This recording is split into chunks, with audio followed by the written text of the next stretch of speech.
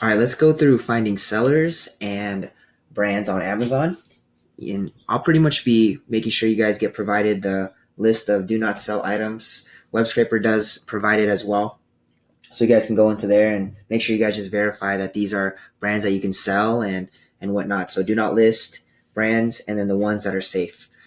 And I'm just gonna go through this and I'll show you guys mainstays. Everyone knows about mainstays. Go through here. You guys can literally just start going through the different brands and just seeing and really finding sellers. It's funny, I actually know these products when I was doing Amazon or eBay dropshipping. So let's see. Let's just look at these items. Let's look at a few other ones. This one has nine new offers, 9 different sellers, 6. So what I'm doing is I'm just going through, taking some products, and then we're just gonna go through a few different of the sellers. We're actually going to them. Let's see what these are. Okay, because that one wasn't up. All right, so this one has 37 sellers. Yeah, this one's a pretty hot product. It gets drop shipped quite often. It doesn't really show, just so it shows eBay.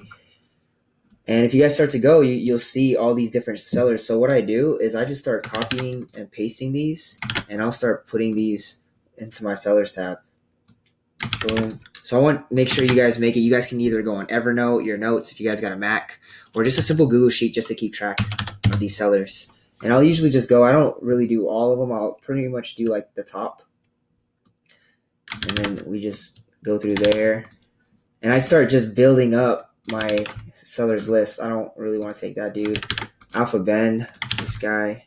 And if we actually go into him, go here, and you guys can actually see,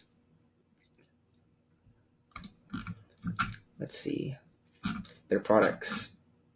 But I always just like to look at that, their feedback. He's got some recent feedback too. See, he's getting a lot of good feedback. So I go to their products, and there's also like a lot of different sellers. Sometimes with this, there's not really any type of cookie cut strategy when it comes down to it.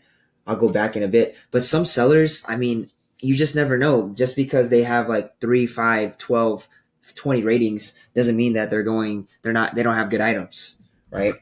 And a lot of these sellers that have a lot of ratings, obviously they have a ton of good items. This guy has hundreds and hundreds of listings that he's playing around with. So you can see that he's really selling volume every day. So I just go in, you start looking at all these different brands, and you can just start picking and choosing. And really, this is just sniping, is what I like to call it, like sniping other sellers. And then from there, you just go in, you see if he's actually drop shipping this thing. I do my Google search. Let's see, he's selling for 103.19, and then right here, you see it on Walmart, 99.99. Not too crazy of a profit margin. If you guys go in, I guess the price before was 119. But yeah, you can go in here, find all types. You'll literally just go through a seller and just start sniping their items. I know some people that are going in and they'll just literally go through a whole seller's products and just copy all their stuff and start undercutting them. And you don't want to do that, because you'll start a war with these other accounts, these other sellers. And then this is just another way of finding like profitable items or things that you can even break even. And if you look at a lot of these big sellers, they probably have a ton of items that are breaking even. They have a ton of items that are getting a profit margin. So they're very, you could say, diverse when it comes to, like, once they start to figure out this system, they'll have stuff that are pretty much inventory or products that's going to help them break even to keep their metrics strong. And then they're going to have profit producing items, which is really good. That's what, Amazon likes to see. They like to just see you doing volume, and you'll get a lot of happy customers along the way. So I go through here. Overstock's a good one, but this is not what we were looking for. Either way, I think this is pretty solid too. You can just look to see where else they source it, and you can also see if they post this on Amazon. So this is just another way to really just spider off, and then you can really just start going through all these sellers. What I do is I start building up a sellers list, and then when I find good sellers, I'll just like highlight it, and then one day when I don't have another method to really do, then I'll just go through these different sellers and also the VAs that are going to be listing for me. what I do is I just give them these sellers to just go through, and then they'll be able to find profitable products for me. So I'll go here, or let's actually go back just so you guys can see. This is just an easy way to start going through all these different sellers. So you see all these different ratings. Like, just because this person has 28 ratings doesn't mean that they don't have good profitable products. See, I have them right there. So I'll go check them out. It's something that I can come for later. See their storefront, products, crockpot.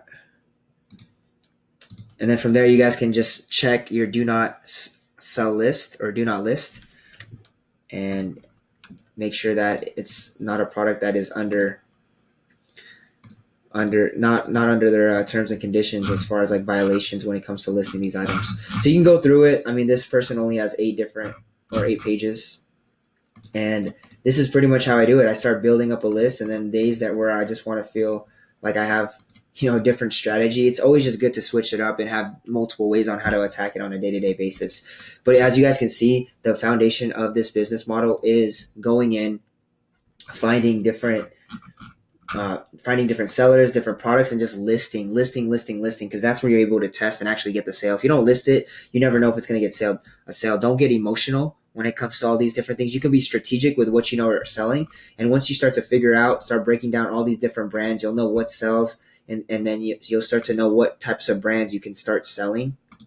Mainstay in general is just a good overall safe brand to just sell from. So break it down, go through all these, find different ways, see if it's a good way to really break through as far as like something that will break even as a product, or something that will be producing a profit.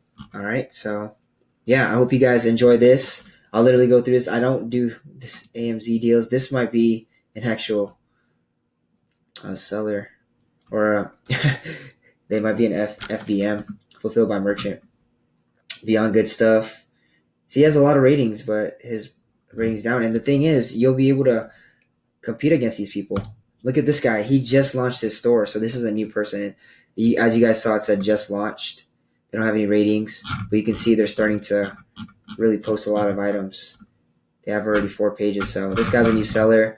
I'll go in and just see where they're at, what they're selling. And you can just keep these guys' store names over time. And then as you guys start to stack up, you start to see what are the top ones. And then you can see what's actually converting based on whose store you guys found. So this is just another way to just go through brands and specifically sellers. So you can find it going through the brand, searching brands and searching certain products. And over time, you guys will find sellers that you guys can compete with, or even just start sniping off of. So this is the method of just searching for sellers.